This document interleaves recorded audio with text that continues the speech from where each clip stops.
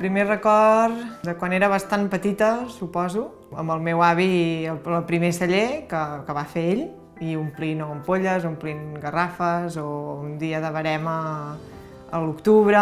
Aquest és el primer record que ho he viscut des de sempre, des de petita.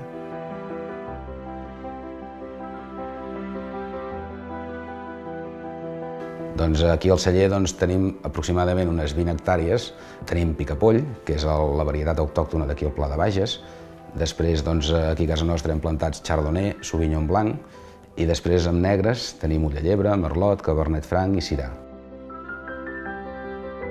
Aquí la varietat autòctona és la picapoll. Clar, és una varietat que és totalment diferent a totes les altres que estan aquí a Catalunya. Què podem aportar?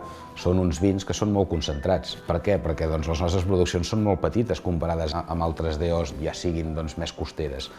Amb aquesta producció, la concentració, en aquest cas, de color, perfil aromàtic, etc., és molt més elevada que en altres zones. Aquí, on estem ubicats ara mateix, 200 anys enrere, era la zona vinícola més important de Catalunya.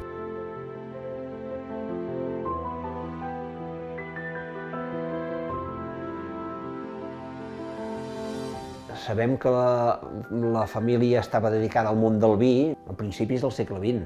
Es van trobar factures i una llibreta de rebuts del DB i l'Aver, conforme, em sembla que era el senyor Josep Grau, l'avi de l'avi Josep Grau, que és el primer que vam trobar documentació. O sigui, ja compraven vi, però sense embotellar, perquè llavors no es feia. Es feien bots de 60 litros, amb bocois. Després, malauradament, va venir la Guerra Civil. El Salvador, que era l'avi del senyor Jaume Grau, per temes polítics va estar a la presó, em sembla, 7 o 8 anys. Quan va sortir es va tornar a reiniciar, els clients que tenia tots li van seguir comprant i, si més no, cada dia amb una mica més de força que temps enrere. Llavors hi ha el Jaume Grau, que era la tercera generació. Era un home amb una visió de futur molt, molt important, un home molt, molt intel·ligent i que apostava molt per progressar, era un home molt modern, que no es quedava quiet, era tot això que necessita qualsevol empresa per tirar endavant. Ell sí que ja s'ho va emprendre a treballar al 100% en aquest negoci, ja va construir el 66 el primer celler, allà ja s'hi van fer les primeres ampolles, i amb l'objectiu d'anar progressant i anar fent cada dia més coses.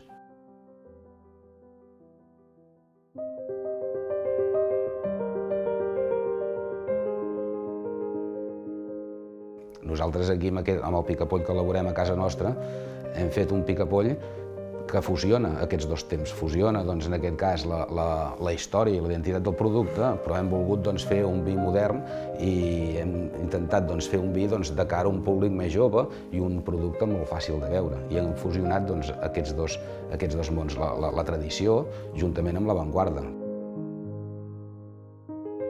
El meu objectiu principal és augmentar, evidentment, les ventes, que la meitat de la producció pogués sortir a fora i que la gent de fora ens conegués més.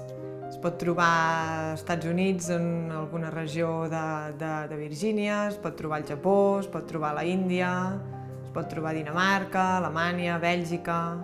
Quan aquesta gent, els possibles clients, veuen la filosofia que tenim, la manera com ho fem, i el que està disposat a fer una petita prova amb nosaltres, amb un 85%, sempre repeteix. Això és un bon símptoma que la relació qualitat-preu, negoci, és bo. A Catalunya ja ens coneixen, ja és allà on és el nostre mercat principal, però que ens coneguin a fora, el món és molt gran i hi ha molt de sí.